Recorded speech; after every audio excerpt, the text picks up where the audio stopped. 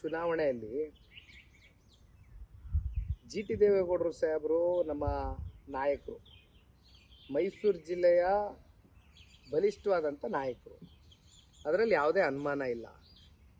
ಕಳೆದ ಚುನಾವಣೆ ಸಂದರ್ಭದಲ್ಲೂ ಕೂಡ ಸಣ್ಣ ಪುಟ್ಟ ವೈಮನಸ್ಸುಗಳು ಮನಸ್ತಾಪಗಳಿದ್ದಾಗ ನಾನೇ ಒಂದು ಸೇತುವೆಯಾಗಿ ಏನು ಆ ಒಂದು ಮನಸ್ತಾಪಗಳಿತ್ತು ಅವೆಲ್ಲವನ್ನು ಕೂಡ ಬಗೆಹರಿಸ್ತಕ್ಕಂಥದಕ್ಕೆ ನಿಂತು ಕೆಲಸ ಮಾಡಿದ್ದೀನಿ. ನನಗಿರ್ತಕ್ಕಂಥ ಮಾಹಿತಿ ಸನ್ಮಾನ್ಯ ದೇವೇಗೌಡರು ಸಾಹೇಬರು ಕರೆಯನ್ನು ಮಾಡಿದ್ದಾರೆ, ಅವರ ಪಿ ಎ ಫೋನ್ ತೆಗೆದುಕೊಂಡಿದ್ರು ಅಂತಕ್ಕಂಥದ್ದು ನಮ್ಮ ದೇವೇಗೌಡರು ಸಾಹೇಬರು ಪಿ ಎ ನನಗೆ ಮಾಹಿತಿ ಕೊಟ್ಟರು. ಯಾಕೆಂದರೆ ನಾವು ಯಾರನ್ನೂ ಬಿಟ್ಟು ಚುನಾವಣೆಯನ್ನು ಮಾಡಿಲ್ಲ. ನಾವು ಕರೀದೇ ಹೋದರೂ ಕೂಡ ವಾಲಂಟಿಯರ್ಸ್ ಆಗಿ ಬಂದು ಚನ್ನಪಟ್ಟಣ ಉಪಚುನಾವಣೆಯಲ್ಲಿ ಭಾಗಿಯಾಗಿ ಈ ಚುನಾವಣೆ ಪಕ್ಷದ ಗೌರವವನ್ನು ಕಾಪಾಡ್ತಕ್ಕಂಥ ಚುನಾವಣೆ, ನಮ್ಮೆಲ್ರಿಗೂ ಜವಾಬ್ದಾರಿ ಇದೆ ಅಂತ ಬಂದು ಒಬ್ಬ ಕಟ್ಟಕಡೆಯ ಕಾರ್ಯಕರ್ತ ಕೂಡ ಚುನಾವಣೆಯಲ್ಲಿ ಭಾಗಿಯಾಗಿದ್ದಾರೆ. ಹಾಗಾಗಿ ಜಿ ಟಿ ದೇವೇಗೌಡರು ಸಾಹೇಬ್ರನ್ನ ಬಿಟ್ಟು ನಾವು ಉಪಚುನಾವಣೆ ಮಾಡ್ತಕ್ಕಂಥ ಯಾವುದೇ ಮನಸ್ಥಿತಿ ನಮಗಿರಲಿಲ್ಲ, ಇಲ್ವೂ ಇಲ್ಲ, ಅಂಥದ್ದು ಕ್ರಿಯೇಟು ಆಗಿಲ್ಲ.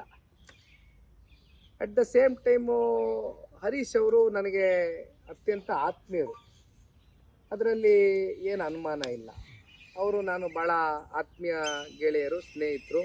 ಅಷ್ಟೇ ಅಲ್ಲ, ಸಮೃದ್ಧಿ ಮಂಜಣ್ಣ ಅವರು, ನಮ್ಮ ಶರಣಗೌಡರು ಇರ್ಬೋದು, ಎಚ್ ಟಿ ಮಂಜೂರವ್ರು ಇರ್ಬೋದು, ಈ ರೀತಿ ಅನೇಕ ಜನ ನನ್ನ ಯುವ ಸಮುದಾಯದ ಎಲ್ಲ ನನ್ನ ಅಣ್ಣ ತಮ್ಮಂದರು ನನ್ನ ಜೊತೆಯಲ್ಲಿ ಬಂದು ನನ್ನ ಚುನಾವಣೆ ಮಾಡಿಕೊಟ್ಟಿದ್ದಾರೆ. ಹಾಗಾಗಿ ಈಗ ಬಹುಶಃ ಜಿ ಟಿ ದೇವೇಗೌಡರು ಸಾಹೇಬ್ರಿಗೆ ಒಂದು ಸ್ವಲ್ಪ ಅವ್ರ ಕ್ಷೇತ್ರದಲ್ಲೂ ಕೆಲಸಗಳಾಗಬೇಕಾಗಿದೆ. ಯಾಕೆಂದರೆ ಇವತ್ತು ಪರಿಸ್ಥಿತಿಗಳಾಗಿದೆ. ಏನು ಕಾಂಗ್ರೆಸ್ ಪಕ್ಷದ 138 139 ಅಷ್ಟೋ ಮುಟ್ಟಿದಾರಲ್ಲ ಇವಾಗ ಸ್ಥಾನ. ಆ ಶಾಸಕರಿಗೆ ಪಾಪ ₹1 ಇವತ್ತು ಅನುದಾನ ಬಿಡುಗಡೆ ಮಾಡಲಿಕ್ಕೆ ಸರ್ಕಾರದ ಖಜಾನೆಯಲ್ಲಿ ದುಡ್ಡಿಲ್ಲ. ಇದು ಇರ್ತಕ್ಕಂಥ ವಾಸ್ತವಾಂಶ. ನಮ್ಮದು ಸಣ್ಣ ಪಕ್ಷ, ರೈತರ ಪಕ್ಷ, ಪ್ರಾದೇಶಿಕ ಪಕ್ಷ. ನಮಗೆ ನಮ್ಮದಾದಂಥ ಲಿಮಿಟೇಷನ್ಗಳಿದೆ. ಈಗ ನಮ್ಮ ಶಕ್ತಿಯನ್ನು ಕಳೆದ ಲೋಕಸಭಾ ಚುನಾವಣೆ ಸಂದರ್ಭದಲ್ಲಿ ಈಗ ತಾವು ಕೇಳಿದ್ರಿ, ಈ ಲೋಕಲ್ ಬಾಡಿ ಎಲೆಕ್ಷನ್ಸ್ ವಿಚಾರ ಬಂದಾಗ ಈ ಹೆಂಗೆ ಕಾರ್ಯಕರ್ತರು ಪರಸ್ಪರ ಹೊಂದಾಣಿಕೆ ಮಾಡ್ಕೋತಾರ ಅಂತ.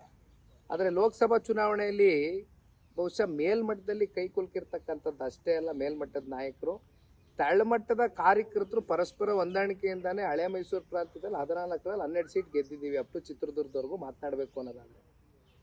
ಹಾಗಾಗಿ ಇವೆಲ್ಲವನ್ನ ನೋಡಿದಂಥ ಗೌರವಾನ್ವಿತ ಪ್ರಧಾನಮಂತ್ರಿಗಳು, ಗೃಹ ಸಚಿವರು ಅಮಿತ್ ಶಾಜಿಯವರು, ನಡ್ಡಾಜಿಯವರು ಎಲ್ಲರೂ ಕೂತು, ಇಲ್ಲ ಸನ್ಮಾನ್ಯ ಕುಮಾರಣ್ಣ ಅವರು 2 ಬಾರಿ ರಾಜ್ಯದ ಮುಖ್ಯಮಂತ್ರಿ ಆಗಿದ್ದಾರೆ, ಅವ್ರಿಗೆ ರಾಷ್ಟ್ರವನ್ನು ಕಟ್ತಕ್ಕಂಥ ಒಂದು ಜವಾಬ್ದಾರಿಯನ್ನು ಕೊಡಬೇಕು, ಜವಾಬ್ದಾರಿಯುತವಾದಂಥ ಒಂದು ಇಲಾಖೆಯನ್ನು ಕೊಡಬೇಕು ಅಂತ ಕೊಟ್ಟಿದ್ದಾರೆ. ಹಾಗಾಗಿ ನಮ್ಮದಾದಂಥ ಲಿಮಿಟೇಷನ್ಸ್ ಇದೆ. ಆದರೆ ಒಂದು ನನ್ನ ಪರ್ಸ್ನಲ್ ಒಪಿನಿಯನ್ನು, ಖಂಡಿತವಾಗ್ಲೂ ಒಂದು ಪಕ್ಷ ಅಂದಮೇಲೆ, ಒಂದು ಮನೆ ಅಂದಮೇಲೆ, ಒಂದು ಕುಟುಂಬ ಅಂದಮೇಲೆ ಒಂದು ಸಣ್ಣ ಪುಟ್ಟ ಮಾತುಗಳು ಬರುತ್ತೆ ಹೋಗುತ್ತೆ, ಅದನ್ನೇನು ತೆಗೆದಾಕುವಂಥದ್ದೇನಿಲ್ಲ. ಯಾಕೆಂದರೆ ಎಲ್ಲವೂ ಜಗಜ್ಜಾಹಿರ, ಮಾಧ್ಯಮದಲ್ಲಿ ಪ್ರತಿನಿತ್ಯ ನಾವು ಅದನ್ನೇ ನೋಡ್ತಾ ಇದ್ದೀವಿ. ಇದನ್ನೇನು ಮುಚ್ಚುಮರೆ ಮಾಡ್ತಕ್ಕಂಥದ್ದೇನಿಲ್ಲ, ತಿರ್ಸ್ಲಿಕ್ಕೂ ಆಗೋದಿಲ್ಲ. ಆದರೆ ಇವೆಲ್ಲವೂ ಕೂಡ ಭಾರತೀಯ ಜನತಾ ನಾನು ಗಮನಕ್ಕೆ ತಗೊಬರ್ಬೇಕಾ ಸರ್?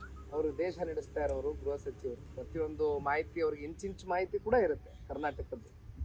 ಹಾಗಾಗಿ ಕರ್ನಾಟಕದ ಮೇಲೆ ಅವ್ರಿಗೆ ವಿಶೇಷ ಕಾಳಜಿ, ಪ್ರತಿಯೊಂದು ಮಾಹಿತಿನೂ ಕೂಡ ಇಂಚಿಂಚಾಗೆ ಪಡೆದುಕೊಂಡಿರ್ತಾರೆ.